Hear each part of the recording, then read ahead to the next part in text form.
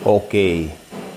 Nitong mga nakaraang buwan, since August hanggang early this month, puro ang laman ng ating mga YouTube, Facebook, TikTok, whatsoever na mga platforms natin ay puro rapture.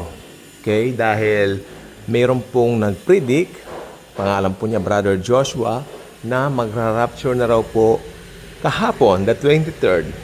Okay? At hindi naman po nangyari. Ngayon, ang dami nag-a-apologize. Pero may humihirit pa, ha? Sabi nila ngayon daw 24. O, di mas maganda. O, di ba? Kung mag-rapture, di maganda.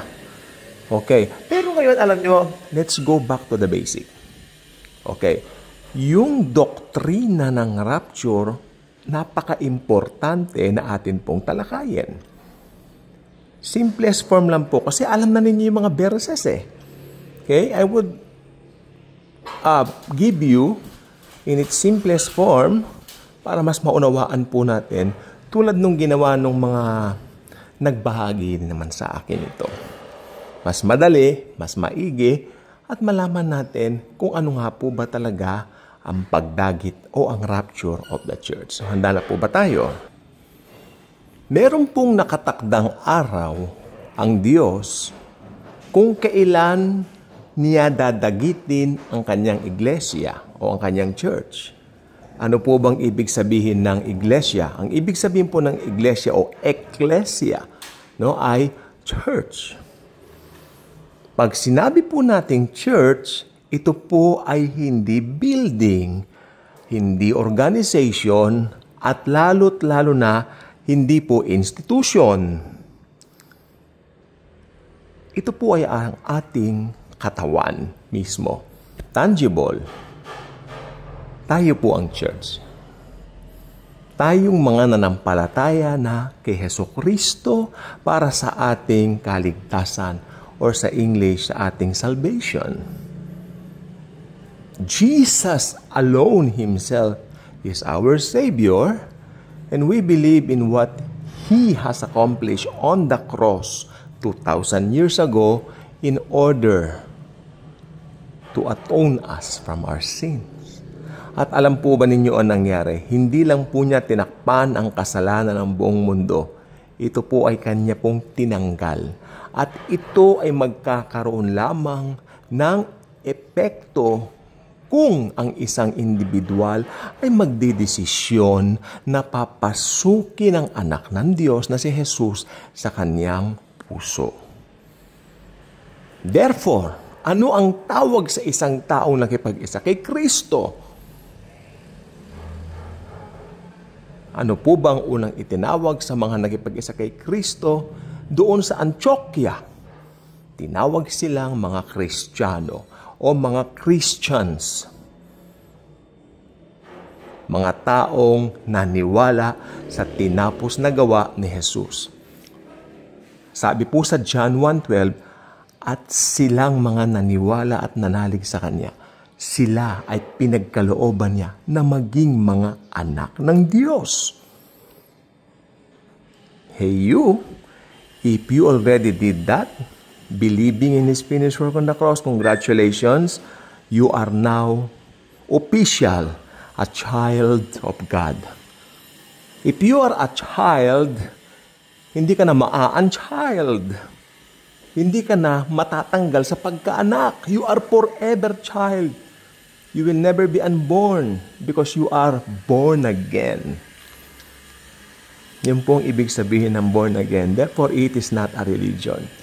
Meron pong isang napakagandang talata sa Bible na kung babasahin po natin at bubulay-bulayan lang, ito ay magkakaroon ng napakalalim na pitak sa ating puso at hindi lamang po gayon, kundi ito po ay magiging saligan ng ating buhay mananampalataya.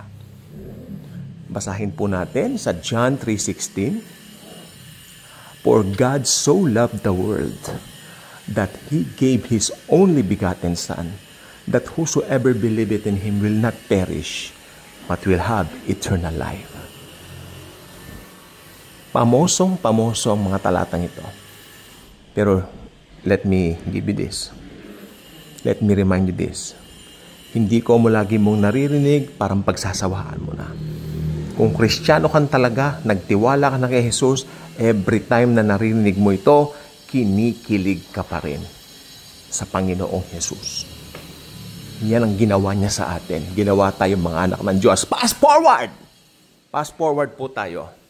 Hindi ko balak pahahabain ito. Lahat ng mga nagtiwala sa Kanya, doon sa inaccomplish niya sa cross, ay babalikan niya at Kanyang dadagitin. May sinabi siya sa aklat ng Juan, ako'y papanik at ipaghahanda ko kayo ika ng mga mansyon sa langit. Huwag kayong maniniwala sa salin na kwarto lang o room. No, mansyon. Each believer, each individual. Ang katuparan po nito ay mangyayari po sa isang imminent event. Okay, pasok na naman tayo sa lang imminent o imminento. Imminent means walang nakababati. Inahilin tulad ni Jesus ang kanyang muling pagparito katulad ng sa thief in the night o magnanakaw. Kung may magnanakaw nga naman, of course, you will be awake the whole night para hindi pasukin ng iyong tahanan, hindi po ba? Siyempre, kung normal ka, ganun ang gagawin mo, hindi po ba? You will never allow someone to get in. Especially pag wala kang ulirat at ikaw ay natutulog. Baka, buti kung pag nakawan ka lang, kung patayin ka pa. Di ba? O, ganyan po yan. Kaya inahalin tulad ng Panginoon, Jesucristo, ang kanyang muling pagparito sa thief. Ibig sabihin, hindi niya tayo binibigyan ng clue na magganito ka, i-edit mo yan, o ito ay kwentahin mo. No, he never. Ito po ay, pag sinabing, maghanda ka lang sa kanyang pagdating. Yun ang sinabi. At paano ba tayo naghahanda?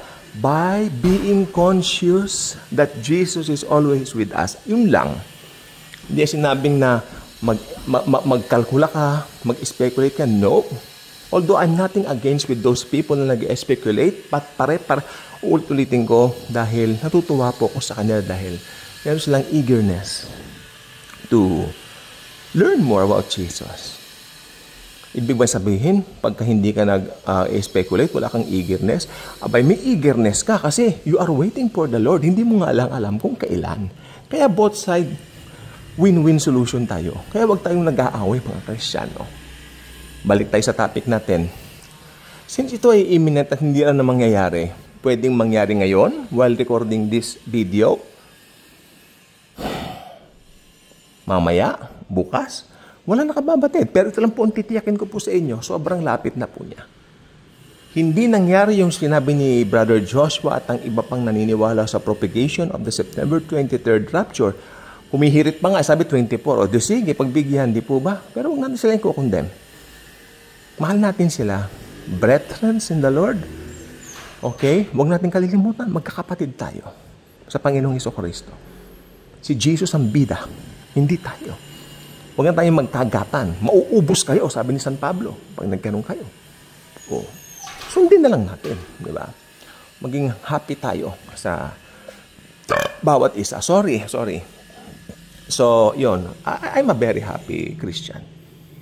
I'm nothing against with those, May iba siyang belief sa akin, diba? Importante, happy siya. Pagbigyan. Diba? Huwag na yung debate.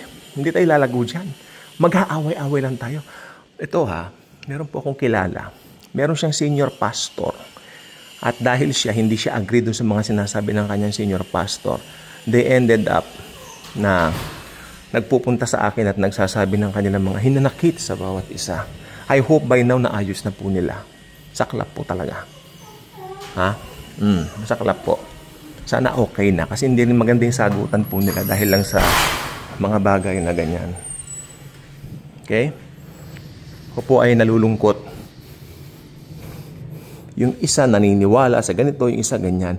Kaya ang mahirap po sa institutional church, wala kang kalayaan dyan. Kaya ako, happy lang po ako. Wala akong, basta masaya ako. Si Lord lang ang head ko. Mas masaya, mas happy. Wala kang obligasyon. Sige, wala. Ang obligasyon ko isa lang, i-share si Jesus sa inyo.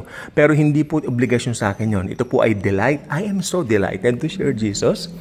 Kada maisipan kong i-share siya, magre-record lang ako. At natutuwa naman po ako sa respond nyo. Hoy guys, teka lang po. Happy po ako sa resulta ng mga comments nyo. Madalas kayo nagko-comment. Ayan, tapos na po yung controversial ng rapture, no? I hope magpatuloy po tayo mag-comment dito. Kasi ako naniniwala Jesus is coming. Jesus is coming. Bakit hindi pa siya dumarating?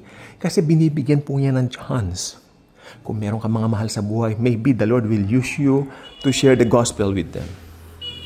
Okay, so yun, napahaba na po tayo, no? So to make the long story short, it's not just a story, it's the truth. It's a big fact na mangyayari. It's a truth na mangyayari anytime. Dadagitin ng Panginoong Jesus ang kanyang iglesia o ang kanyang church, yung mga nagtiwala sa kanya, at papasakan niya tayo forever and ever. Ito po ay isang dakilang katotohanan na kung tawagin na the rapture of the church. Ano po bang intention ng Panginoon? Bakit niya ni-rapture ang kanyang church? Dahil ayaw niyang dumanas ang church ng tribulation. Isang 7 years na buong paghihirap, no?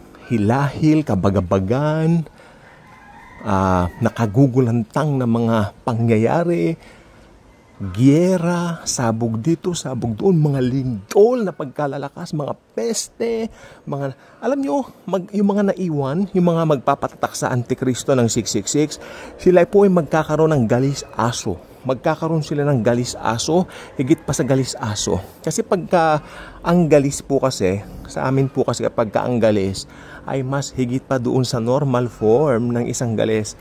Tawag na purong galis aso.